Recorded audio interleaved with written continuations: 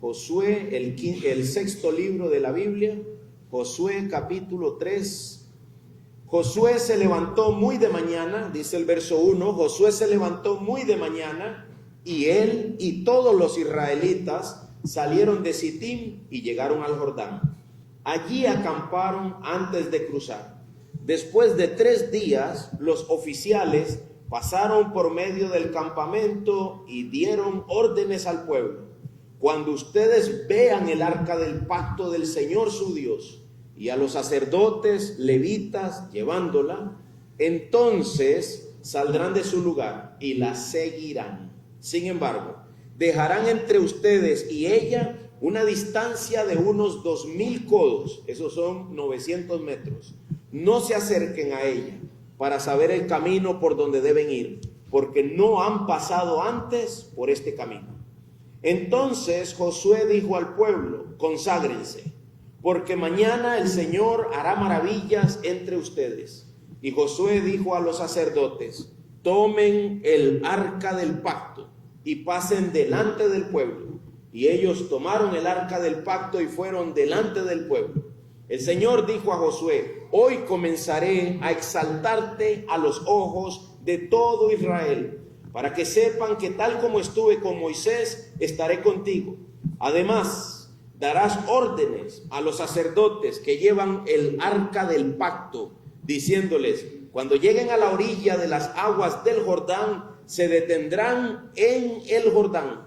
Entonces Josué dijo a los israelitas: acérquense y oigan las palabras del Señor su Dios. Josué añadió: en esto conocerán que el Dios vivo está entre ustedes y que ciertamente expulsará de delante de ustedes a los cananeos, a los hititas, a los heveos, a los fereceos, a los gergeseos, a los amorreos y a los jebuseos. Miren, el arca del pacto del Señor de toda la tierra va a pasar el Jordán delante de ustedes. Ahora pues tomen 12 hombres de las tribus de Israel, un hombre de cada tribu. Y sucederá que cuando los sacerdotes que lleven el arca del Señor, el Señor de toda la tierra, pongan la planta de los pies en las aguas del Jordán, las aguas del Jordán quedarán cortadas y las aguas que fluyen de arriba se detendrán en un montón. Así que cuando el pueblo salió de sus tiendas para pasar el Jordán con los sacerdotes llevando el arca del pacto delante del pueblo, y cuando los que llevaban el arca entraron en el Jordán y los pies de los sacerdotes que llevaban el arca se mojaron en la orilla del agua, porque el Jordán se desborda por todas sus riberas todos los días de la cosecha, las aguas que venían de arriba se detuvieron y se elevaron en un montón a una gran distancia de Adán, la ciudad que está al lado de Zaretán. Las aguas que descendían hacia el mar del Arabá, el mar salado, el mar muerto, fueron cortadas completamente. Así el pueblo pasó hasta estar frente a Jericó. Los sacerdotes que llevaban el arca del pacto del Señor estuvieron en tierra seca en medio del Jordán, mientras que todo Israel cruzaba sobre tierra seca, hasta que todo el pueblo acabó de pasar el Jordán. Oremos. Padre Dios, gracias por su palabra. Gracias por esta herencia bendita que tenemos mientras nosotros estamos aquí en la tierra. Gracias por darnos su palabra a través de su Espíritu Santo, por medio de hombres que escribieron siendo inspirados por su Espíritu.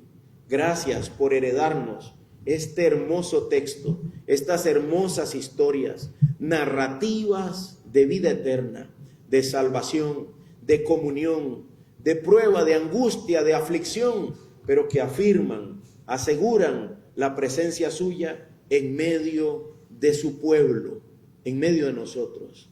Padre, ayúdanos a poder apropiarnos de la gloria suya, de su majestad, a poder sentirnos y vernos como un pueblo a quienes usted acompaña todos los días hasta el fin del mundo. Que durante este tiempo de exposición de su palabra, el corazón del hermano que está abatido o afligido pueda recibir ánimo, pueda recibir gozo y pueda recibir paz. El corazón del hermano que está siendo arrastrado por las corrientes de este mundo se pueda levantar, pueda ponerse en pie y pueda seguir luchando para su gloria. Y el corazón de aquellos que tienen confianza pueda ser animado, escuchando una vez más bellas palabras de vida eterna. Oramos por eso y suplicamos su gracia en el nombre de Cristo. Amén. Hermanos míos, toda prueba de la fe del llamado es una prueba en dos sentidos. Toda persona que Dios ha llamado para hacer su voluntad será probada. Toda persona que Dios haya llamado para que le dé gloria será probada. Mi papá estaba recordando un canto entonado por una anciana hace muchos años, y yo puedo recordar otro canto entonado por ancianos cristianos de hace muchos años, diciendo que batalla no es batalla si no viene la prueba. Batalla no es batalla si no hay la calumnia, decía ese canto. Y luego afirmaba, tú estás en la batalla, yo estoy en la batalla, nosotros estamos en la batalla. El pueblo de Israel está siendo probado por Dios. Pero toda prueba es una prueba en dos sentidos. Primeramente debemos recordar que toda prueba es una prueba de la presencia de Dios en medio de su pueblo. Todo momento de prueba es un momento para demostrar que Dios está presente en medio de su pueblo. Ese es el primer sentido de una prueba, y esto lo digo a manera de introducción. La primera razón por la cual somos probados es para que quede demostrado si Dios está o no está en medio de su pueblo. La segunda razón por la que somos probados es para que nosotros aprendamos a confiar. Para que nosotros aprendamos a confiar, o para que quede en evidencia que somos incrédulos y que necesitamos aprender a confiar en esa área en la que estamos siendo probados. ¿Me explico? Y pruebas todos recibiremos. Así que pensando en esto, en estos dos sentidos de la prueba, nosotros podemos acercarnos al texto de esta mañana y darnos cuenta que ese texto refleja un momento de prueba. Pero para poder entender el momento de prueba, tenemos que entender todo el contexto. Lo primero sería lo siguiente: el contexto de la prueba de la nación de Israel. En la Biblia, en Josué capítulo 2, dice que Josué había enviado unos espías para que chequearan la ciudad de Jericó, para que la examinaran y determinaran si podían entrar y controlarla y dominarla, y cómo podían entrar. Los espías fueron y volvieron a Josué, y en Josué 2:23 dice lo siguiente. Si tiene su Biblia, devuélvase una hoja nada más a Josué 2:23 y lea conmigo y examine conmigo que esto era pan comido. Dice Josué 2:23, entonces los dos hombres regresaron y bajaron de la región montañosa y pasaron y vinieron a Josué hijo de Nun y les contaron todo lo que les había acontecido. Y dijeron a Josué, presten atención a lo que los espías dijeron: ciertamente el Señor ha entregado toda la tierra en nuestras manos. Y no solo eso, además todos los habitantes de la tierra se han acobardado ante nosotros. Ahí tienes que imaginarte la nación de Israel, lista para entrar y tomar posesión de Jericó. Los espías vienen y dicen, ciertamente, el Señor nos ha dado esa tierra. Ya está, es nuestra. ¿Y sabes qué? Además, hay algo más. La gente está acobardada. ¿Sabes qué estaban diciendo esos espías? Esto es pan comido. Ya lo hicimos, Josué, ya lo tenemos. Nada más de entrar y se acabó. No hay nada ni que pelear. Esa gente está en miedo, en terror, ya están rendidos. Ok, pero había que tener en cuenta algo. Ellos eran dos. ¿Quién sabe cómo se cruzaron el río? Pero lo cruzaron y fueron ahí a ver Jericó. Pero la nación de Israel no eran dos pelados, no eran dos personas, nada más. Era todo un pueblo, era toda una nación con mujeres y con niños. Ahora tienes algo enfrente más difícil. El pueblo del otro lado está vencido, nada más de llegar a tomarlo. Pero nosotros somos un pueblo muy grande. Además tenemos 40 años andando por el desierto. Y hay un río desbordado que nos separa. El famoso río Jordán. Si lo ves hoy, si lo buscas en internet, no es ni la sombra de lo que antes era el río Jordán. Le pusieron unas presas, dirigieron las aguas hacia otros lados y actualmente cualquiera de nosotros podría pasarlo, mojándose escasamente el tobillo en algunas partes. Pero en ese tiempo, hace cientos de años, miles de años, el río Jordán era grande, era impetuoso y no solamente eso, estaba desbordado porque era invierno, era tiempo de lluvias fuertes y ellos venían de 40 años andando por el desierto. Siempre lo he dicho y siempre lo he pensado, nadar esa gente no sabía. Esa gente no sabía nadar. ¿Qué río encuentra usted en el desierto? ¿Qué lugar para nadar va a encontrar usted en el desierto? Dando vueltas en el desierto, en círculo, por 40 años. Esa gente no había tenido mucha relación con aguas corriendo de esa manera desde hace buen rato. Y ahora se supone que la libertad está frente a ellos. Se supone que por fin dejamos de ser errantes y entramos a tomar posesión de una tierra que Dios nos dio. ¿Sabes qué significa eso para un israelita? Lloran delante del río Jordán. Ellos lloran delante del Jordán. Ellos ¿cuál es la palabra que uno utilizaría? Se emocionan. Tienen una fiesta una vez al año en la que pueden ir y estar parados frente al Jordán y ver la tierra prometida del otro lado, donde ahora viven. Pero tienen una fiesta ellos para recordar ese día. Y lloran, se alegran viendo ese río y conmemorando cómo fuimos esclavos en Egipto. Cómo estuvimos errantes en el desierto por 40 años. Y por fin Dios nos dio esa tierra que está del otro lado. Pero entre esa tierra y yo había un río desbordado. ¿Cómo lo pasamos? No estaba el ferry de Playa Tambor. No estaba el ferry ahí del Tempisque. No había nada como hay hoy en día, ¿verdad? Entre Punta Arenas y Paquera. Eso no existía. Ahí no existía nada de eso. Esas tecnologías no habían llegado. Ahí había que pasar de alguna forma. Para un individuo es factible, pero para una nación no era nada factible. Si tú estuvieras ahí, hermano, siendo parte de esa gente, ¿qué pensarías? Tal vez yo creo que yo diría algo así: Señor, mira, ¿somos tu pueblo? Sí, diría el Señor. Ok. ¿Tenemos 40 años andando por el desierto dando vueltas? Sí. ¿Y ahora nos traes para que por fin entremos a la tierra prometida? Sí. ¿No se te ocurrió traernos en verano, cuando ese río no estuviera tan grande? Ahora tenemos que cruzar ese río y no sabemos cómo. Creo que yo hubiera dicho eso, lo hubiera pensado. Qué Dios más raro, ¿no? ¿Por qué hacernos cruzar y tomar posesión de una tierra cuando justo en este tiempo tan difícil y justo con esta gran nación? Por algo Dios le dijo a Josué: solamente quiero una cosa, que te esfuerces y seas valiente. Porque ver la mano de Dios obrar requiere un valor en el hombre que básicamente se resume en no hacer nada. Dejar que Dios trabaje es algo que requiere que yo me muera a mí mismo y pueda ver la mano de Dios, a ver qué va a hacer Dios.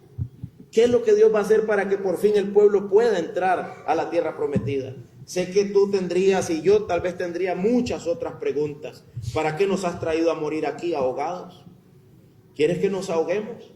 ¿No te fijaste en la cantidad de gente que nos acompaña? Vamos, Señor. No somos un rebaño pequeño, somos una gran nación. Todas estas interrogantes pueden llegar a nuestra mente si estuviéramos en ese lugar. Y esas preguntas llegan a nuestra mente también cuando estamos siendo probados. ¿Dónde está Dios en medio mío? ¿Dónde se supone que está su auxilio? Tanto que se ha predicado, nada de eso me sirve. Ni recuerdo qué fue el último sermón. Y en medio de todas esas preguntas, escuchen la voz de Josué en Josué capítulo 3. Cuando ustedes vean el arca del pacto del Señor su Dios y a los sacerdotes que la llevan, entonces salgan de su lugar y síganla. ¿Cuál fue la respuesta de Dios en Josué 3:3? La respuesta de Dios a través de Josué fue: pueblo, Cuando vean que los sacerdotes echan el arca al hombro y caminan, salgan de donde estén y síganlos. Ahí está la solución, dice. Esa es la forma de lidiar con la prueba. Seguir el arca. Hermanos, esas palabras, esa estructura de palabras con las que Josué está hablando, esa estructura es sumamente útil para nosotros hoy. Repito, ¿cuál es la estructura de pensamiento de Josué? Cuando vean el arca del pacto de su Dios y a los sacerdotes levitas llevándola, entonces salgan de su lugar y síganla. Así se sale de la prueba. Ahora, ¿qué significa seguir el arca? ¿Qué es el arca? Yo sé que algunos ya saben qué es el arca, pero a otros supongo que no. Así que tienen que darme un tiempo para explicarles qué es el arca. Éxodo 25:22, si puede ir conmigo ahí, vaya, y si no, escúchelo, yo lo leo para usted. Éxodo 25:22, el segundo libro de la Biblia, Génesis y luego sigue Éxodo. Éxodo 25:22, para que vea qué ocurría con el arca. No voy a leer todo el contexto, pero lo que ocurría en el arca, con el arca. Éxodo 25:22 dice: allí me encontraré contigo, y de sobre el propiciatorio, de entre los dos querubines que están sobre el arca del testimonio, te hablaré. El arca del testimonio o el arca del pacto era un cajón que tenía adentro las tablas de la ley de Dios. Tenía algo más, si alguno recuerda, ¿verdad? Tenía unas cosas más ahí, pero por sobre todo tenía las tablas de la ley de Dios.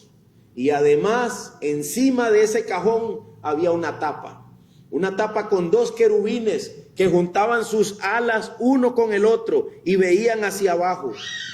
En medio de esa arca, sobre esa tapa, de alguna manera que Dios hacía posible, el Espíritu de Dios descendía y Moisés tenía comunicación con Dios. La presencia de Dios bajaba. Y en ese lugar que para el pueblo de Israel significaba la presencia de Dios, en ese lugar había relación entre Dios y los hombres. Pues esta arca es la que va a pasar delante del pueblo de Israel. Y esta arca es la que el pueblo tiene que seguir. Tenían que seguirla. Y de manera interesante le dice: síganla, pero no se le adelanten. Tenían que seguirla aproximadamente 1 kilómetro detrás. ¿Por qué razón? Dice la Biblia.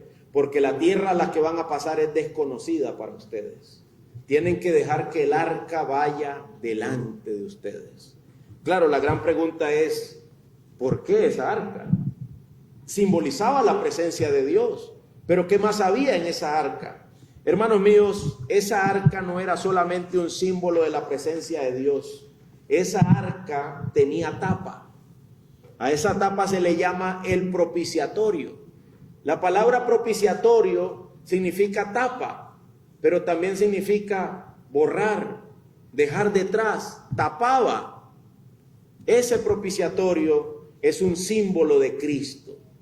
Cristo es para nosotros el que tapa nuestros pecados, el que borra nuestros pecados, el que hace que los pecados queden completamente detrás, quedan invisibles para con Dios.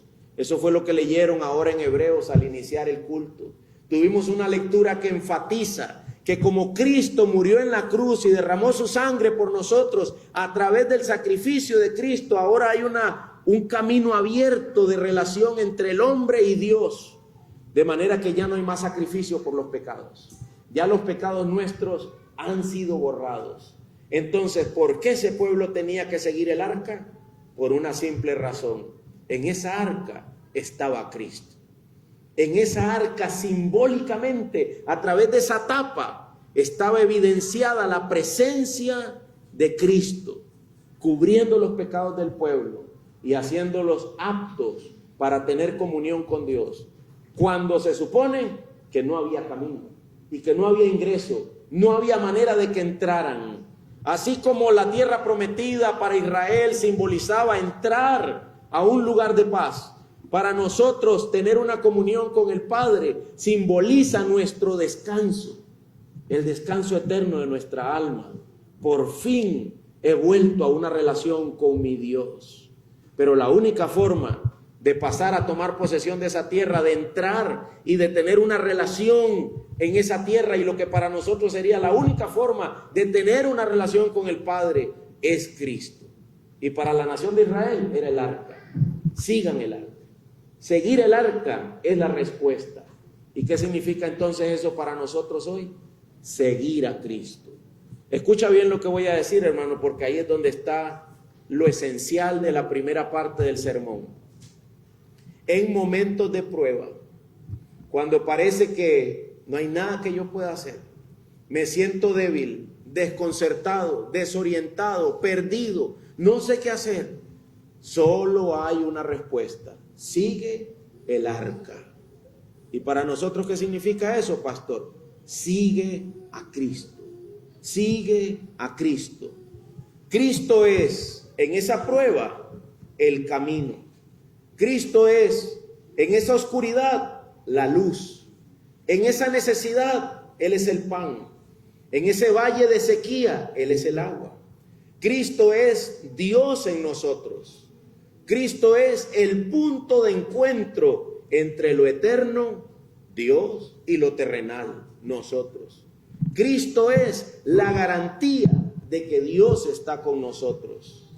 Y nada se podrá interponer entre nosotros y la gloria venidera. Hermanos, yo sé que hay momentos de aflicción. Yo sé que hay momentos de tormento. En medio de esos momentos, son momentos que nosotros nunca hemos vivido. Si los hubiésemos vivido, sería de tormento. Siempre pienso que tengo varios choferes de camión aquí, ¿verdad? Dicen, es un cuento, que un hombre estaba contratando choferes. Alineó como a 4 y les preguntó: ¿ustedes son choferes? Todos dijeron sí. Le preguntaron a uno de ellos: ¿te has volcado alguna vez? Y dijo no. Le preguntaron al segundo: ¿te has volcado? Y dijo sí. Al tercero: ¿te has volcado? No. Al cuarto: ¿te has volcado? Sí. ¿A cuál de esos choferes me dejo? El hombre dijo: me dejo a los que se han volcado. ¿Por qué? Porque ya saben cómo se siente. Saben, y no creo que quieran que les pase de nuevo. Pero los novatos no tienen idea. Podríamos amplificar eso y decir: ¿has chocado? ¿Has desarmado carros? Peor que eso, ¿has matado gente? ¿Cómo se siente? ¿Quieres verlo de nuevo? No, no creo. Supongo que vas a tener más temor la segunda vez. Supongo que no querrías experimentar eso. Hermanos, las pruebas son pruebas porque son terrenos por los que no hemos andado. Cuando tú ya has andado por algún terreno, ya no es una prueba. Ya se supone que yo conozco esa vida. Se supone que ya tengo experiencia. Se supone que ya sé lo que pasa. Cuenta una hermana, esposa de un pastor, que siempre tenían problemas porque el pastor quería compartir con la esposa y la esposa quería estar con los nietos. Siempre tenían problemas por eso ellos como pareja. Entonces un día tuvieron un problema. La esposa se puso a pensar y dijo: la verdad es que yo debería estar lista para estar con mi marido y dejar a mis nietos para otro día. Así que la segunda vez que quiso haber un problema, ella dijo: esta vez ya no voy a entrar en un pleito. Esta vez ya sé cuál debe ser mi respuesta. Así que ya no fue una prueba. Ahora ella pasó por ahí con su experiencia y estaba fortalecida y supo cuál era la respuesta correcta y se evitó un problema. Pero solo estoy diciendo, cada vez que nosotros estamos metidos en problemas, cada vez que nosotros estamos en medio de una prueba, es porque es un terreno nuevo, un terreno distinto. No hemos caminado por él, y si lo hemos caminado, hemos estado fracasando. No he aprendido lo que tengo que aprender. Y esta era la solución para salir de ese problema. Sigue a Cristo. Sigue a Cristo. Qué increíble, ¿no? Qué tan complicado era la prueba para la nación de Israel, con el río desbordado. ¿Qué había que hacer? Solamente sigan el arca. Solo sigan el arca. No se le adelanten. Decía un pastor amigo mío: desde que yo conocí al Señor, solo le pido una cosa: no me dejes dar un paso delante tuyo y no me dejes quedarme un paso detrás de ti. te quiero seguir, solo te quiero seguir constantemente, permanentemente, continuamente. No me quiero adelantar porque de repente me voy por otro camino y dejo a Cristo detrás. Y no me quiero quedar detrás, porque de repente si me quedo muy atrás me pierdo, ya que es un camino nuevo para mí. Es increíble cómo Dios, a través de esa narrativa de Josué capítulo 3, nos está descifrando qué debemos hacer en el momento de la prueba. El punto número 1 del sermón es: sigue el arca, sigue a Cristo, sigue a Cristo. Pastor, ¿cómo se come eso? Alguien dijo una vez que después de que un predicador dijo, sigue a Cristo, él fue y le preguntó, ¿cómo se hace eso? Y el predicador no supo responderle. ¿Cómo se sigue a Cristo, hermanos? Suena bonito, ¿no? Sigue a Cristo. Pero ¿cómo se sigue a Cristo? ¿Dónde está Cristo? ¿Dónde están las huellas de Cristo? ¿Cómo puedo seguirlo? El apóstol Pedro dice en su carta que Cristo nos ha dejado sus pisadas para que sigamos sus huellas. El único lugar donde esas pisadas están no es en la arena, como dice un bonito poema. Es bonito, pero no es en la arena que están esas pisadas. Están aquí, miren, en la bendita palabra de Dios. Tienes los profetas. ¿Qué dijo Cristo de los profetas? De mí hablaron ellos. Tienes los evangelios. ¿Quién es el personaje principal en los evangelios? Cristo. Y tienes las cartas. ¿Qué es lo que hacen las cartas? Aplican a la vida cristiana las enseñanzas de Cristo. Y tienes el Apocalipsis, que habla del regreso ¿de quién? De Cristo. Entonces la Biblia, desde el principio hasta el final, ¿de quién me está hablando? De Cristo. Si yo quiero seguirlo a Él, necesito comer de esto. Necesito abrir esto. No porque el pastor me va a preguntar el otro domingo, sino porque aquí está Cristo. Mi alma tiene sed de Cristo. Necesito seguir a Cristo. Esta mañana les contaba que alguien dijo, ¿sabe qué? A mí el que me las hace, me las paga. Y yo le dije, el único problema con eso es que la Biblia dice, Cristo dice, no pagues a nadie mal por mal. Entonces le quedó atravesado un cabezal a esa persona. Ella pensaba que por aquí era camino, y le digo, pero es que la Biblia dice esto. En ese momento ahora tienes que decidir, ¿voy a ir en contra de la voluntad de Dios o voy a hacer aquello que glorifica a Dios? Dice Dios, el camino es para allá. Y yo digo que esto no se debe hacer. Entonces uno llega ahí y coge la curva. Y sigue a Cristo. Sigue a Cristo. Maridos, dice la Biblia, amad a vuestras mujeres. Ámenlas. Pastor, usted no sabe lo que es vivir con esta mujer mía. No me importa ni quiero saber. La Biblia dice, ámenla. Ámenla. Y usted no sabe el secreto que hay detrás de amarla. Usted no ha descubierto lo que significa comprarle ese pajarito que ella quiere en esa jaula. Usted no sabe lo que eso significa. Estoy hablando de ese canario, ¿verdad? El periquito de amor, eso que son de jaula.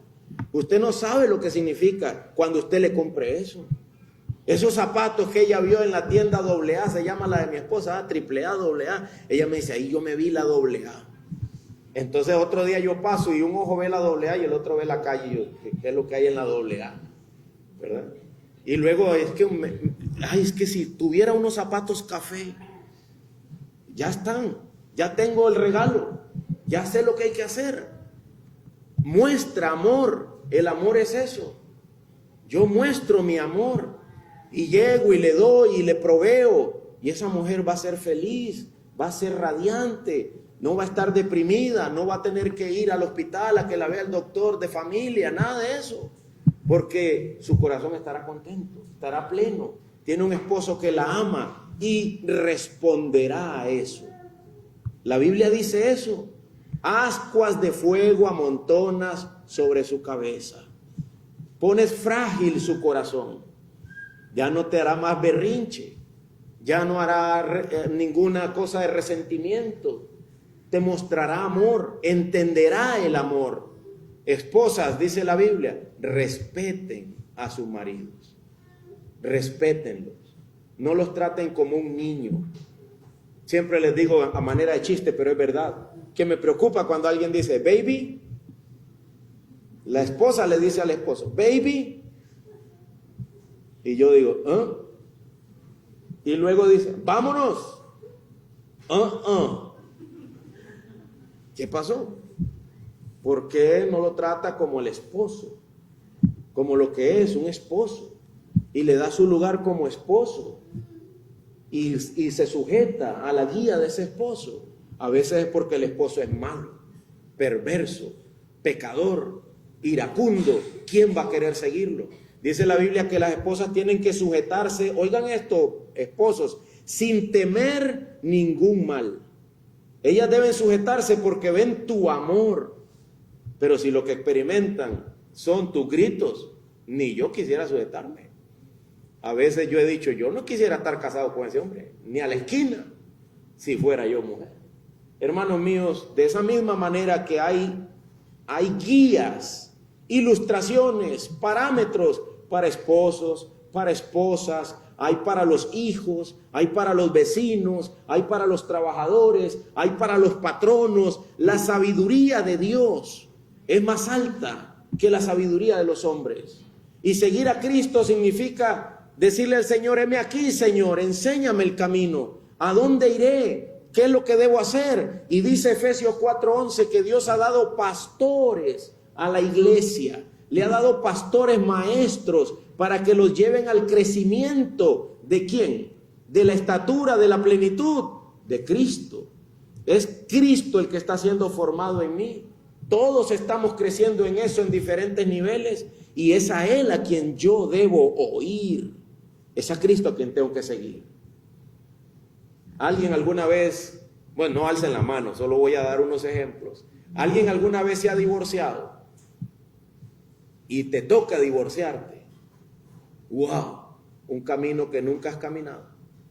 ¿Sabes a quién necesitaría yo ahí? A Cristo. Señor, te necesito. Yo nunca he andado por ese camino. Yo ni pensaba que eso me iba a pasar a mí. Señor, guíame. ¿Qué debo hacer? ¿Cómo debo responder? ¿O has perdido tu trabajo y no esperabas perderlo? Cuando tienes ya 56 años, ¿a dónde vas a conseguir otro? Señor, guíame. ¿Qué debo hacer? ¿O hiciste un mal negocio? No buscaste la sabiduría del Señor y ahora eres un esclavo de un crédito. Necesitas la sabiduría del Señor. Sigue a Cristo. Son caminos que, hermanos, como decimos todos, nadie nace aprendido. Nadie nace ya andando por ese camino.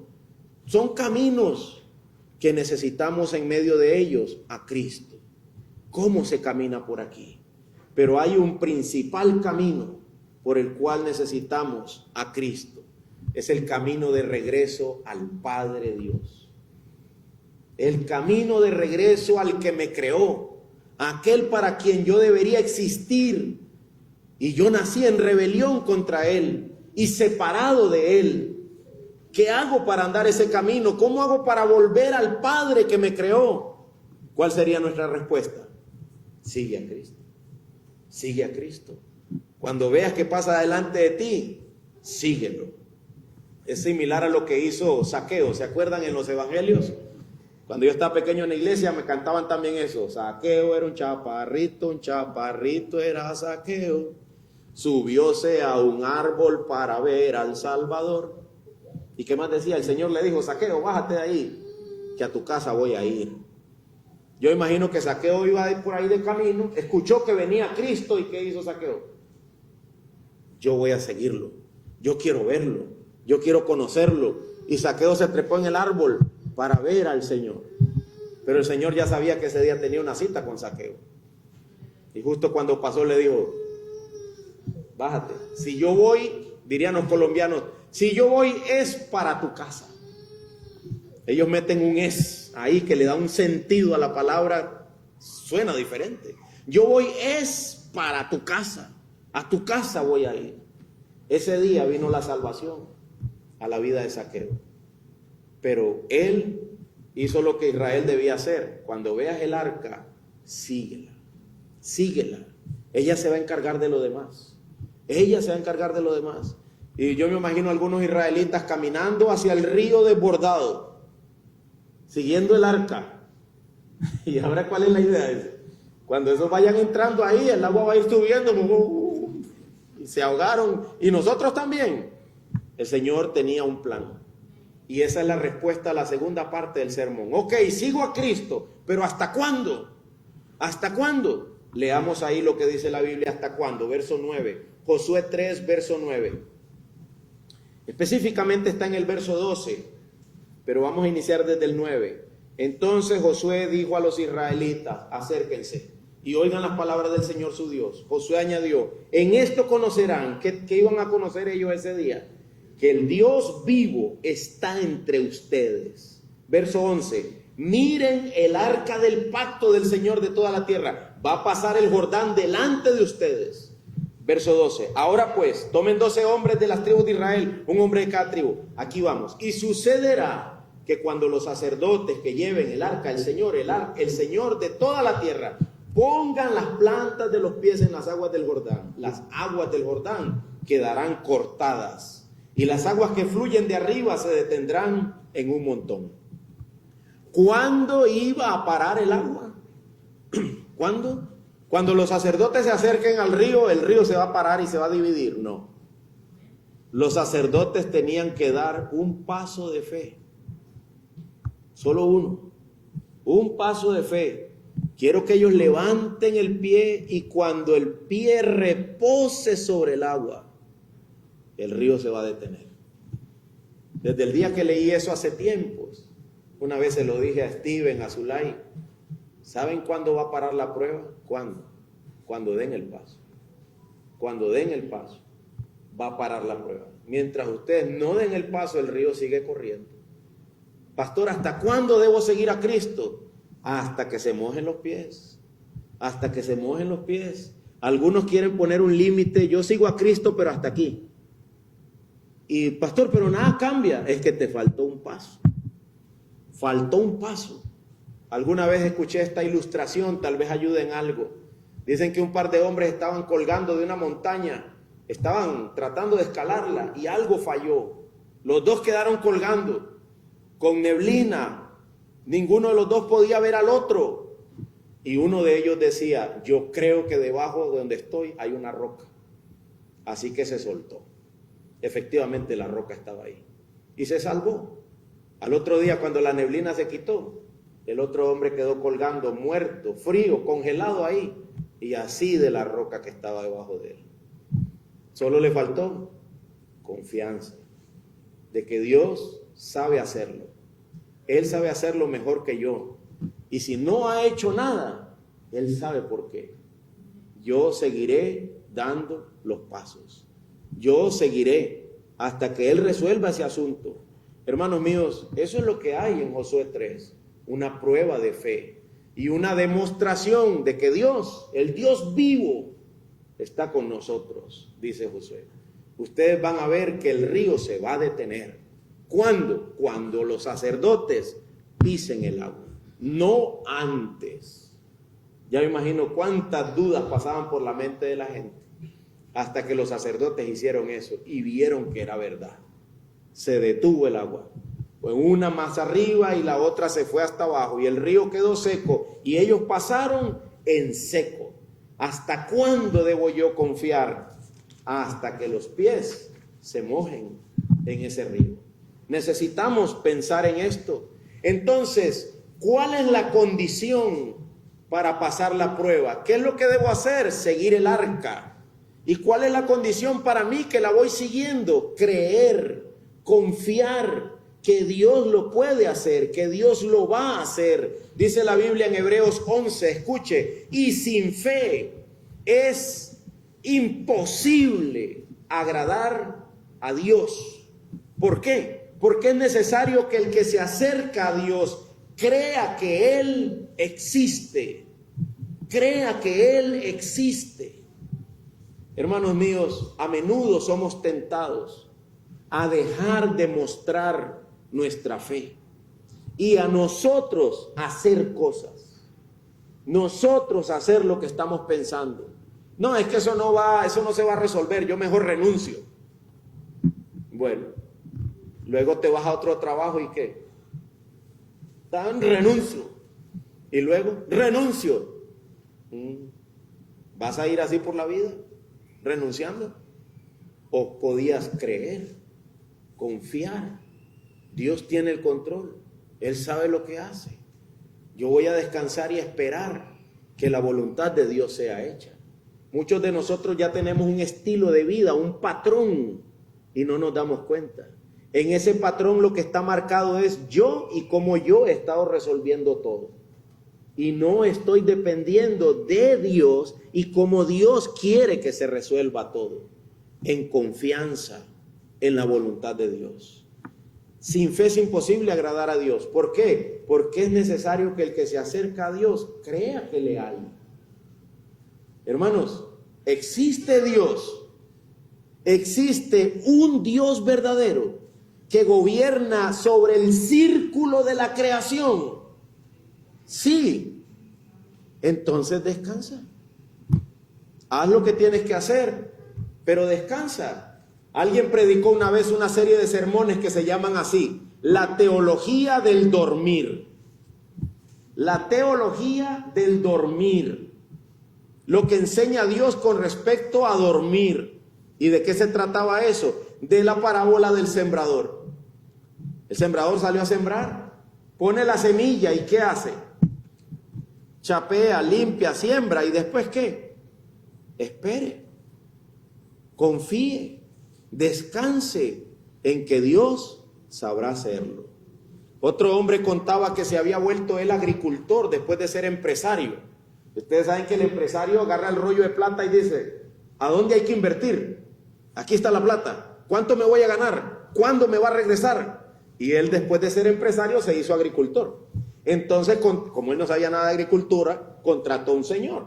El señor llegó y le ayudó a él a sembrar y le mostró todo cómo era. Y dice que él salía todas las mañanas y corría a la cortina con la taza de café y no había nacido el maizal. Y él cerraba la cortina. ¿Qué está pasando? Se echaba el otro día en la mañana, no ha nacido el maizal. Volví a cerrar la cortina. Como al tercer, cuarto día agarré al agricultor y le dije: ¿cuánta plata ocupamos para que esa semilla nazca?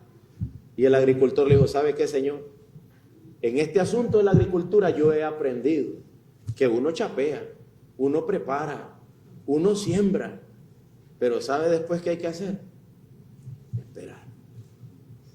Y dice él: nunca me había sentido yo tan amarrado. Solo tenía que esperar. ¿Y esperar qué? El tiempo de Dios, la lluvia, si Él quiere. Y la semilla, ¿cómo sabes que de verdad va a reventar debajo de la tierra? No la estoy viendo.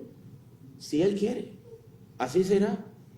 Yo hago lo que puedo hacer. El caballo se alista para la batalla, pero el Señor es el que da la victoria. Si Él quiere. Y si Él quiere, será glorificado. Y si no, será glorificado por igual. Él es digno de toda gloria y de toda honra en cualquiera que sean las circunstancias. Yo tengo que aprender a confiar en Él. A confiar en Él. A veces la fe la gente la quiere usar para hacer que ocurra. No, la fe no es para eso. La fe es la que te mantiene aunque no ocurra. Eso es diferente.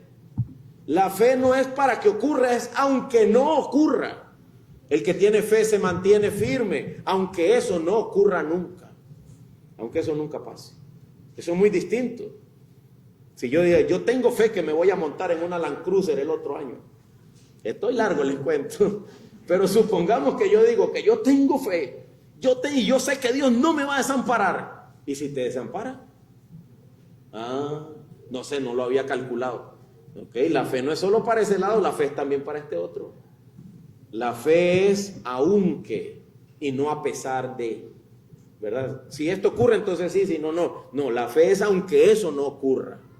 yo seguiré y le daré la gloria a Dios. Mi vida está en sus manos y sobre todo lo más grande para mi vida ya está resuelto. Le veré y estaré con Él por la eternidad. El miércoles decía mi papá, ¿verdad? A veces no queremos pasar de esta condición débil a la condición gloriosa de la eternidad. Un hermano cae enfermo de la iglesia, cae enfermo en el hospital. ¿Y sabes qué pedimos? Oren. ¿Para qué? Para que se sane. Y un pastor decía, oren para que me vaya. No me retengan. Ya quiero estar con mi Señor. Ya quiero verlo. No me amarren. Le pedí a la esposa le decía, amor, ¿qué hacemos? Dile a la iglesia que ore. ¿Para tu salud? No, para que me vaya. Para estar con Cristo. Hermanos, esta condición es débil. La que sigue es eterna, es gloriosa. Tal vez llegue a tu vida un diagnóstico de una enfermedad que va a acabar con tu vida. Tú debes glorificar el nombre de Dios. Aunque nunca haya salud, aunque lo que experimente durante el resto de mi tiempo en esta tierra sea enfermedad, la fe debe ser capaz de sostenerme y entender que lo mejor está por venir.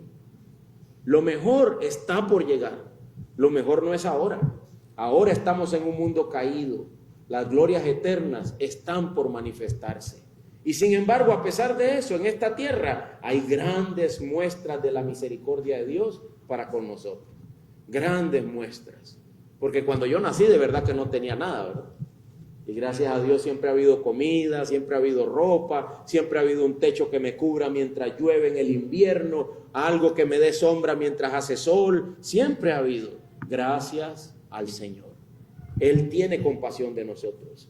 Hermanos míos, por la fe los sacerdotes y el pueblo de Israel se encaminaron hasta ese río crecido, ese caudaloso río, que hoy no es ni la sombra de lo que antes era, y pasaron en seco al otro lado. Registra la palabra de Dios. Ellos atravesaron esas condiciones que parecían de prueba o de aflicción, las pasaron de manera gloriosa. Dice la Biblia en Hebreos 12, por tanto, nosotros también, teniendo en derredor nuestra tan grande nube de testigos, por tanto, nosotros también, despojémonos de todo peso y del pecado que nos asedia y corramos con paciencia la carrera que tenemos por delante. Oiga esto, poniendo los ojos en Cristo, el autor y el consumador de la fe. Pastor, ¿dónde consigo fe? Ahí detrás del arca, síguela. ¿Dónde consigo fe? Sigue a Cristo. ¿Has leído en los evangelios la petición de los discípulos? Aumentanos la fe, aumentanos la fe. Y dice Cristo, todo lo que pidas al Padre en mi nombre, yo lo haré. ¿Dónde encontramos fe, hermanos? En la presencia de Dios, orando, suplicando que nos dé la capacidad de sostenernos, de mantenernos haciendo su voluntad. Hermanos, la vida cristiana y los momentos de prueba no es posible enfrentarlos en nuestras fuerzas. Cuando lo intentes te vas a dar cuenta que eres débil. La vida cristiana se caracteriza por severas aflicciones. Nos volveremos, como dijo alguien, un sufriólogo. El cristiano es un experto en sufrimiento. Sufre y aprende a enfrentar su sufrimiento de manera que el nombre de Dios sea glorificado. Pero lo hace buscando la sabiduría de Dios a través de la palabra y lo hace suplicándole a Dios por medio de la oración que le dé fe, que le dé fe. Quiero terminar pensando en alguien cuya prueba es sus propios pecados. Tal vez hay alguno aquí, espero que todos nosotros seamos de esos que decimos, pastor, muy bien, usted habló de cómo mantenernos en situaciones de sufrimiento, de angustia, de aflicción. Pastor, pero ¿cómo hago para mantenerme firme cuando me siento tentado? Cuando siento ganas de pecar. ¿Cómo hace uno? La misma receta, Cristo. Cristo. Entonces, ¿qué significa eso, pastor? Ve a la Biblia, ora cada día, y te crecerás. Haz contacto con los hermanos de la iglesia. Procura que la palabra de Dios y la oración sean parte de tu vida todo el tiempo y tendrás la fuerza para vencer la tentación. Puede que la tentación suya sea la ira. Puede que la prueba suya sean momentos en que usted quiere dejar salir todo eso que no glorifica a Dios. Puede que la tentación, la prueba suya sean momentos en donde usted se siente tentado con pecados sexuales. Busque al Señor. Es el único que le puede dar la fuerza. Búsquelo en oración, búsquelo a través de la palabra, búsquelo a través de la predicación. Saben que yo tengo una serie de sermones que cada cierto tiempo tengo que volverlos a escuchar, porque si me preguntan qué decía ya no me acuerdo. Entonces yo digo, necesito de nuevo eso.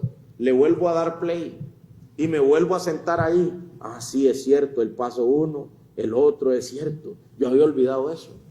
Cada vez que veo hay un sermón que se supone que ya escuché y digo, ¿qué decía? No me acuerdo.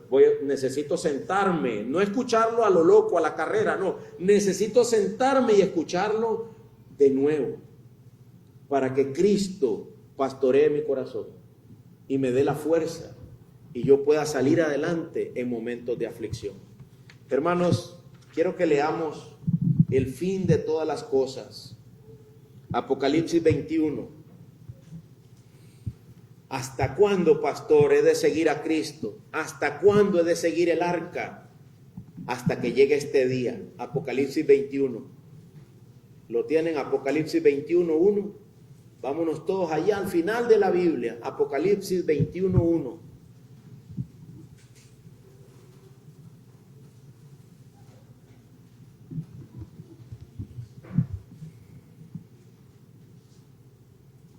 Apocalipsis 21:1.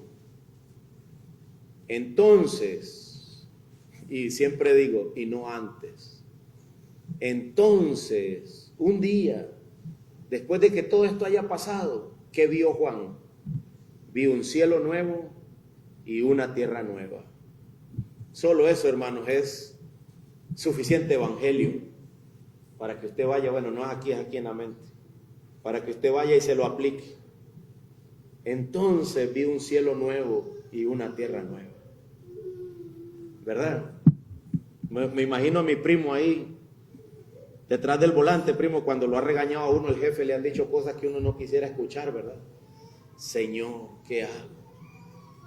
Hay que agarrar un tarrito que tenga la palabra de Dios, meter los dedos ahí y dice, entonces vi un cielo nuevo y una tierra nueva.